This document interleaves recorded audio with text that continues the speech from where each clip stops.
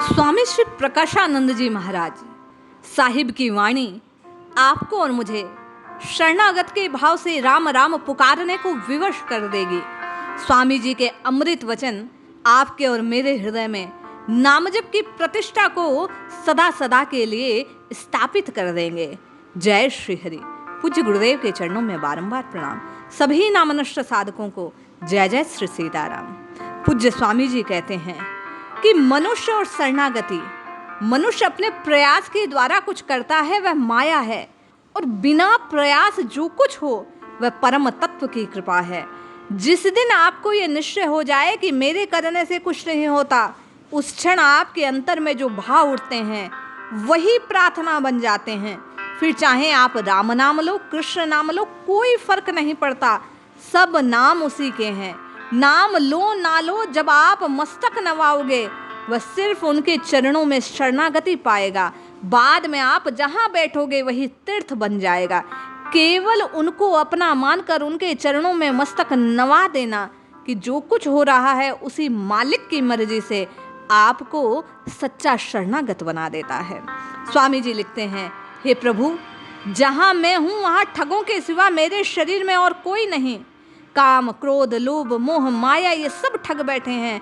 मैं आपको कैसे जानूं? आप ही बताओ। किस मुंह से मैं आपकी पात्रता को सिद्ध कर पाऊं?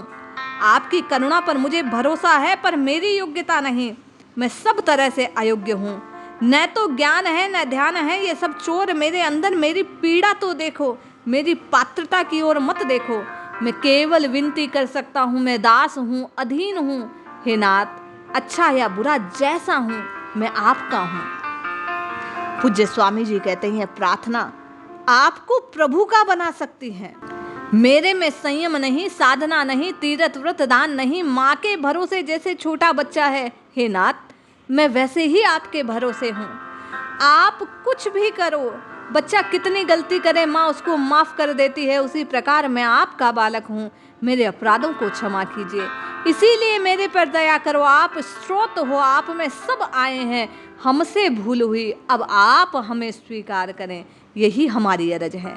मैं जानता हूँ आपकी महिमा अपरंपार है। एक छोटी सी चिंगारी अगर मेरे अंतर में पड़ जाए तो मेरा सारा अंधकार नष्ट हो जाता है। मेरी अनंत जन्म से भूल पाप जलकर खाक हो सकती है।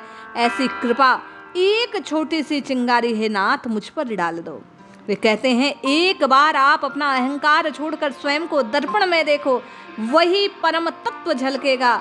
आंख बंद कर अंतर को देखेगो तो वही दिखेगा। एक बार अहंकार दूर होने पर आपकी ऊर्जा उसकी ऊर्जा से मिल जाएगी। समूचा ब्रह्मांड आपका सहायक हो जाएगा। एक बार अहंकार दूर हो जाने पर आपका जीवन पावन हो जाएगा, पवित्र हो जाएगा, प्रभुमय हो जाएगा, नाममय हो जाएगा, अमृतमय हो जाएगा। आवश्यकता केवल शरण में जाकर पुकारने की है। वे कहते हैं, मृत्यु क्या? मृत्यु एक मौका, जो सृजन की ओर जाने का दरवाजा, उसी के माध्यम से दिव्यता की ओर आगे बढ़ो। जीवन दिन जैसा, मृत्यु रात्रि जैसी। बिना रात्रि के दिन अपने आप संभावित नहीं। रात्रि आपको दिन के लिए तैयार करती है। रात्रि फिर से आपको ऊर्जा प्रदान करती है। रात्रि आपको केंद्र पर गहनता से पहुंचाती है, जहां आपको मृत्यु ले जाती है। हर रात्रि को आप मृत्यु की भेंट होते हो। नींद एक छोटी मृत्यु, इसी वजह से आप सुबह उठते ही ताजगी का अनुभव करते हो। जिन लोगों को हर रात्रि को मृत्यु नहीं होती, रात को सोते समय जैसे होते हैं उठने पर वैसे ही थकासा रहते हैं, वह लोग पूर्ण विराम अवस्था में नहीं जाते। आप और मैं सारी रात कार्यरत रहते हैं, आराम विराम कर नई ऊर्जा पाते नहीं। भाग्यवान तो वे हैं जो गहरी नींद में स्वप्न रहित निद्रा पाते हैं। सुबह ताजगी के साथ उठकर अनेक प्रकार की गतिविधियों का सामना करने के लिए तैयार हो जाते हैं। आनंद सागर प्रतिभाव रूप पूर्ण जीवन को प्राप्त दे। चुनौती को सहर्ष स्वीकार, तत्पर रहो मृत्यु जैसी रात्रि के लिए। बहुत चीजों पर विजय पाने से महान मृत्यु हो सकती है। प्रयत्न करो, नाम जपो, अपने आप को उनके चरणों में डाल दो। जितने आप स्वयं के निकट आते हो सुखी होते हो। जितना आप सुख के बारे में निश्चिंत होते हो ज्यादा सुखी होते हो। जीवन का सुख आश्वासन देता है, लेकिन वह आश्वासन परिपूर्ण नहीं होता। केवल मृत्यु आपको परिपूर्ण करती है। इसीलिए मृत्यु शत्रु नहीं मित्र है। जिस दिन से आप सुख की शोध करना बंद कर दोगे, आप संपूर्ण सुखी हो जाओगे।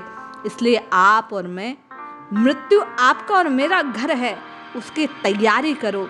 रात दिन राम रटो, क्योंकि मरने के बाद भेंट तो होनी ही होनी है। तो मुए भेंटिए क्यों, मृत्यु से पहले राम जी के आनंद को प्राप्त कीजिए। आप अनंत यात्राओं के बाद थके परेशान होकर आश्रय की शोध में, विराम की शोध में नई ऊर्जा फिर से पाने को एक बार जप कर देखो। दूसरी बात, जीवन की क्रिया मृत्यु की क्रिया दोनों संपूर्ण जीवन पर्यंत साथ में संभावित है। जो क्षण आप श्वास लेना प्रारंभ करें, उसी क्षण मृत्यु को प्राप्त हो सकते हैं। इसलिए याद रखो, हर क्षण प्रति क्षण आप केवल नाम रटो। मृत्यु पाने की क्रिया है, जीवन क्रिया साथ साथ होती है। जीवन और मृत्यु एक साथ है, न जाने कौन सा अंतिम पल।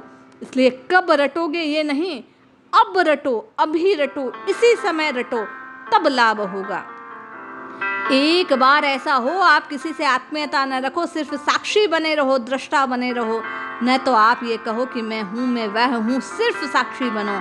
आप जीवन को व्यतीत करते हुए देखो, मृत्यु को व्यतीत होते हुए देखो, पास आते देखो। आप सफलता, निष्सफलता, हताशा सबको आते जाते देखो।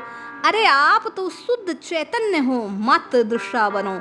यही तो मुक्ति है। मृत्यु नहीं, मुक्त होने का प्रयास करो। नित्य निरंतर राम राम राम राम राम रटो, निश्चित मुक्त हो जाओगे। जय श्री हरि।